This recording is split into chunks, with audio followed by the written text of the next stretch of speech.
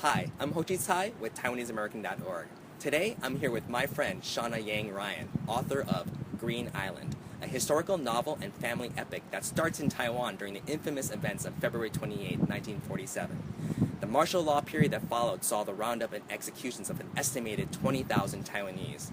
This is the story of Dr. Tsai and how his decisions affect the next generation. Hi, Shawna. Hi, Ho Chie. I'm so happy to see you. It's been such a long time. It has. We've lived together here in the Bay Area for over 10 years before you moved to Honolulu, Hawaii, right? Yes. Yeah. Neighbors. Yeah. And we've done so much work for the community together here, and I really miss our time together. Me too. You have this new novel, Green Island. Tell us about it. Well, it spans from 1947 to 2003, and it's set in Taiwan and in Berkeley. And it follows one family after 228 and what happens to them in the wake of that. What inspired you to write this novel? I was inspired by a visit I had to the 228 Museum, actually, in 1999. I just randomly encountered it and found out about this event and was very shocked by it and decided that I should write a book about it. Wandering around the area near the train station, I stumbled into a small museum that had recently been opened. And some of the exhibit was in English. It relied on the eyewitness account from George Kerr, who wrote For Most of the Trade, and also some reports from American newspapers. So I was able to access the story. And in detail, in some gruesome detail, George Kerr, he discussed a massacre that had taken place in Taiwan in 1947.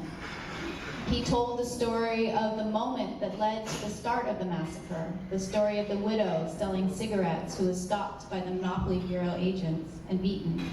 And that's where my book starts too, on that night.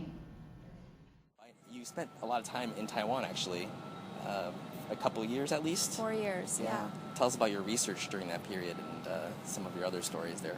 Yeah, well, I was lucky to receive a Fulbright when I started the project. So I went to Taiwan in 2002 on a Fulbright. And I started with scholarly research, but I moved on to interviewing people and finding out about their experiences.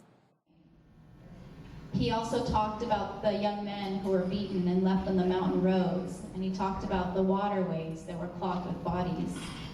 And the museum claimed that 10,000 to 20,000 Taiwanese had disappeared or been murdered by the KMT during a month-long sweep of possible opponents.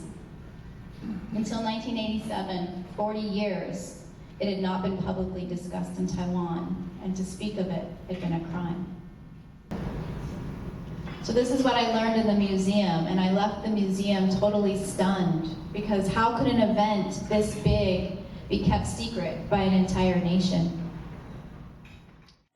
Tell us about your path to writing. Like, what got you started? I started when I was 10 years old.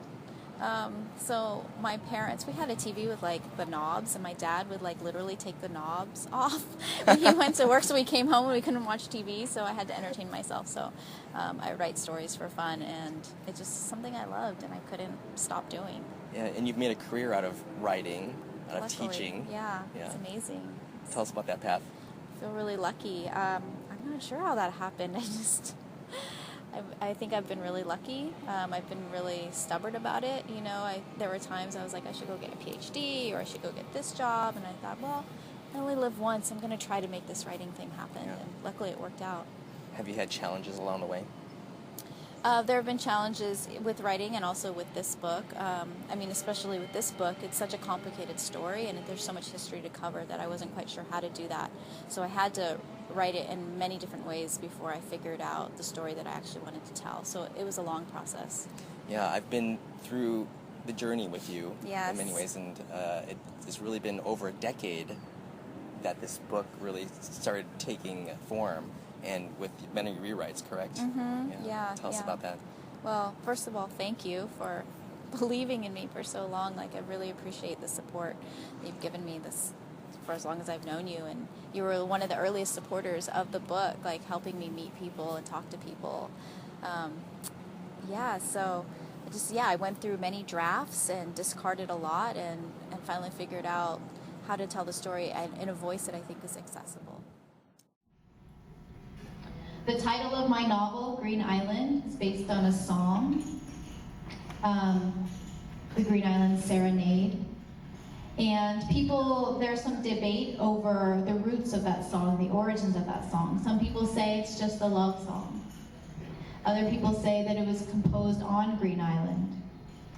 Some people read the lyrics as a quiet call for revolution and see Green Island in the title to be Taiwan itself. So the novel tries to bring together all of these threads. You know, the song asks, "Darling, why are you still silent?" So my mother grew up under an educational system that taught China's 5,000-year history. That's a grand history, that's an impressive history, but it's not Taiwan's history. It took me over a decade to figure out how to put Taiwan's history on the page. And the story that resulted in my novel, Green Island, this is a story of a family that's struggling towards wholeness as the island struggles towards its own independent identity. That's just one of the many stories in the vivid and complicated history of Taiwan. And this is a history that deserves to be heard on its own terms.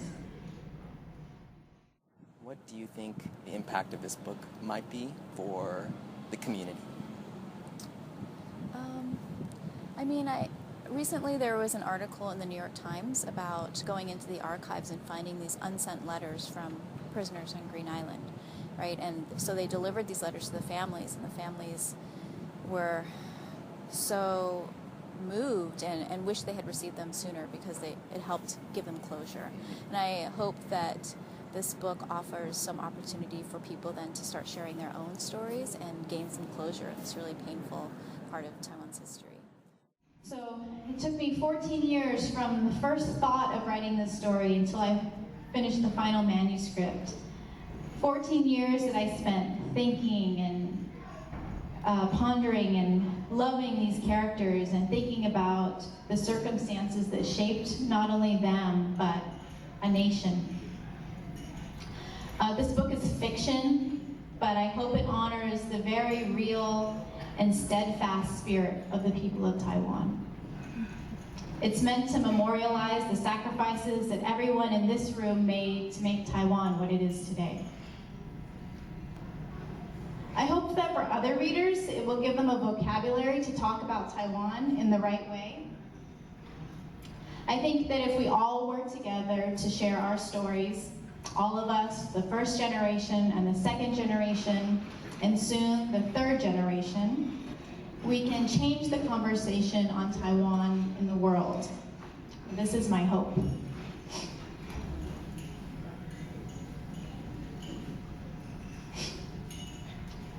I'm so honored to share my work with you today because I wrote this book for you. Anyway, I wanted to share with the world what your generation experienced, and I want to thank you for giving me this opportunity. Thank you. I think it also is a way for us to tell our story to the community through your words, through your painting of this time period of really an untold story of our parents' generation. So I do thank you for that. I think it's great work that you're doing. Thank you. So what's next for you? What are you working on? That's a good question. Actually, I've been kind of taking a break from writing. I was so exhausted by how long this project took that I'm just taking some time to let some ideas percolate. Well, we'll be looking forward to your upcoming projects. We are so very proud of you, of all the work you've done. I'm so happy to have you as a friend, and I really wish you luck on your future endeavors. Thank you, Ho Chie. Thank you for joining us. Be sure to check out Shawna Yang Ryan's new book, Green Island, available at bookstores everywhere and online. We'll see you next time. Bye. Bye.